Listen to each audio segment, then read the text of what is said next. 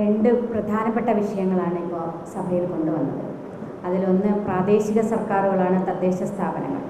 പക്ഷേ ആ തദ്ദേശ സ്ഥാപനങ്ങളെ അസ്ഥിരപ്പെടുത്തുന്ന നിലപാടുകളാണ് ഓരോ സമയത്തും ഇപ്പോൾ സർക്കാരിൻ്റെ ഭാഗത്തു നിന്നുണ്ടായിക്കൊണ്ടിരിക്കുന്നത്. ലൈഫ് പദ്ധതി പോലെയുള്ള ഏറ്റവും പ്രധാനപ്പെട്ട പദ്ധതി പോലും നടപ്പാക്കാൻ കഴിയുന്നില്ല. Maintenance grant വെട്ടിക്കുറച്ചിരിക്കുന്നു.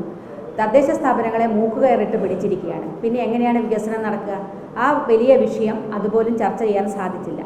പിന്നെ രണ്ടാമത്തെ പ്രശ്നം ടി പി കേസുമായി ബന്ധപ്പെട്ട് കഴിഞ്ഞ ദിവസം അടിയന്തര പ്രമേയം അവതരിപ്പിക്കാൻ അനുമതി തേടി നിഷേധിച്ചു. അതിന് സ്പീക്കർ മറുപടി നൽകി. നമ്മളതൊക്കെ വിശദീകരിച്ചു. അതോടുകൂടി അത് ഉദ്യോഗസ്ഥന്മാരുടെ പേരിൽ നടപടിയെടുക്കും എന്നുള്ളതിലേക്ക് എത്തി. അങ്ങനെയാണ് കാര്യങ്ങൾ ധരിച്ചിരുന്നത്.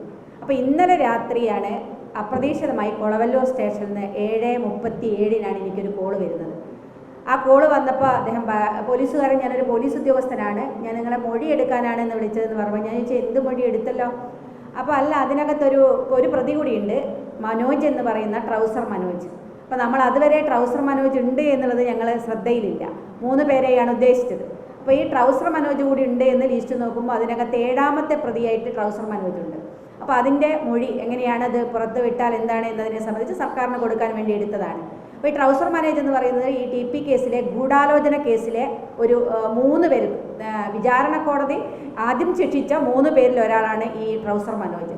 അതിൽ 11ാം പ്രതിയായ ട്രൗസർ മനോജ്, അദ്ദേഹം അന്ന് ബ്രാഞ്ച് സെക്രട്ടറി ആയിരുന്നു. ബ്രാഞ്ച് സെക്രട്ടറിയായി ഗൂഢാലോചനയിൽ കുഞ്ഞനന്തനോടൊപ്പം, ജ്യോതിബാബുവിനോടൊപ്പം, രാമചന്ദ്രനോടൊപ്പം പങ്കെടുത്ത ആളാണ്. അപ്പോൾ അദ്ദേഹത്തെ കൂടി വിട്ടയക്കാനുള്ള തീരുമാനം സർക്കാർ എടുത്തിട്ടുണ്ട് എന്നുള്ളതാണ് നമുക്ക് ഏറ്റവും അവസാനം. തീർച്ചയായിട്ടും നമ്മൾ സഭയിൽ സബ്മിഷൻ അവതരിപ്പിച്ച അടിയന്തര പ്രമേയം അവതരിപ്പിച്ചതിന് ശേഷം അതൊക്കെ നിർത്തിവെച്ചു എന്ന് വിചാരിക്കുന്നിടത്താണ് നിർത്തിയിട്ടില്ല, സർക്കാർ മുന്നോട്ട് പോവുകയാണ് എന്നുള്ളത് മനസ്സിലാക്കുന്നത്. അപ്പോൾ ഇതിപ്പോൾ 3 ഉദ്യോഗസ്ഥരെ സസ്പെൻഡ് ചെയ്തു എന്നാണ് സർക്കാർ പറയുന്നത്. പക്ഷേ ഈ ഉദ്യോഗസ്ഥരെ സസ്പെൻഡ് ചെയ്ത് മുഖം രക്ഷിക്കാൻ സർക്കാർ ഇപ്പോൾ ശ്രമിക്കുന്നത്. പക്ഷേ അതിനകത്ത് ഉദ്യോഗസ്ഥന്മാർ മാത്രം വിചാരിച്ചാൽ ഈ പ്രതികളുടെ ലിസ്റ്റ് വരുമോ? ഉദ്യോഗസ്ഥന്മാർ വിചാരിച്ചാൽ നടക്കില്ല. 3/6 കൃത്യമായ സർക്കാരിൻ്റെ ഉത്തരവ് പ്രകാരം അവിടുത്തെ ജയിൽ ഉപദേശക സമിതി ഉൾപ്പെടെ ആഭ്യന്തര വകുപ്പ് ഉൾപ്പെടെ അറിഞ്ഞുകൊണ്ടാണ് ഈ പ്രതികളുടെ ലിസ്റ്റ് ഇതിനകത്ത് ഉൾപ്പെടുത്തിയത്.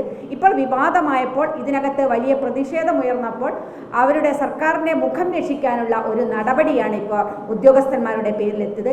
അതും ഇന്നലെ ബഹുമാനപ്പെട്ട പ്രതിപക്ഷ നേതാവ് സബ്മിഷന് കൊടുത്തതിന് ശേഷം അതിന് ഇന്ന് ബഹുമാനപ്പെട്ട മുഖ്യമന്ത്രിക്കാണ് കൊടുത്തത്. മുഖ്യമന്ത്രി ഇന്ന് സഭയിൽ വന്നില്ല. മുഖ്യമന്ത്രിയാണ് മറുപടി പറയേണ്ടത്. പക്ഷേ മുഖ്യമന്ത്രി ഇന്ന് വന്നിട്ടില്ല. എന്നിട്ട് അതിന് ശേഷമാണ് ഉദ്യോഗസ്ഥന്മാരുടെ പേരിൽ നടപടിയെടുത്തത്. 21-ാം തീയതിയാണ് ആദ്യത്തെ മൊഴിയെടുക്കുന്നത്. 22-ാം തീയതിയാണ് ഇത് മാധ്യമങ്ങൾ, വാർത്താ ചാനലുകൾ പുറത്തുവിടുന്നത്. 22-ാം തീയതി ഉച്ചയ്ക്കാണ് ബഹുമാനപ്പെട്ട ജയിൽ മേധാവി പത്രക്കുറിപ്പ് ഇറക്കുന്നത്. പക്ഷേ 22-ന് വൈകുന്നേരമാണ് എൻ്റെ അടുത്ത് വന്നിട്ട് നേരിട്ട് വന്ന് മൊഴിയെടുക്കുന്നത്. പിന്നീട് ഇതൊക്കെ നിർത്തിയതിന് ശേഷം 26-ാം തീയതി വീണ്ടും മൊഴിയെടുക്കുകയാണ്. എന്ന് പറഞ്ഞാൽ സർക്കാർ ഇതുമായിട്ട് മുന്നോട്ട് പോകാനായിരുന്നു തീരുമാനം. ഇത് വീണ്ടും പ്രതിഷേധവും പ്രശ്നങ്ങളുമായപ്പോൾ ആണ് മുഖം രക്ഷിക്കാൻ ഈ ഒരു നടപടി എടുത്തത്.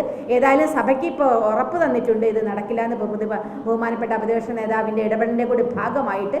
പക്ഷേ സർക്കാർ ഹൈക്കോടതിയുടെ വിധി ഉള്ളപ്പോൾ ഇത് ശിക്ഷ ഇളവ് കൊടുക്കാൻ കഴിയില്ല എന്ന് നമുക്കറിയാം. പക്ഷേ ഇങ്ങനെയൊരു നീക്കം സർക്കാർ നടത്തുന്നത് ഈ പ്രതികൾക്ക് വേണ്ടിയാണ് എന്നുള്ള ഞങ്ങളുടെ വാദം ഇപ്പോഴും ഉറച്ചു നിൽക്കുകയാണ്. അതാണ് വീണ്ടും ഇപ്പോൾ മുന്നോട്ട് പോകുന്നത്.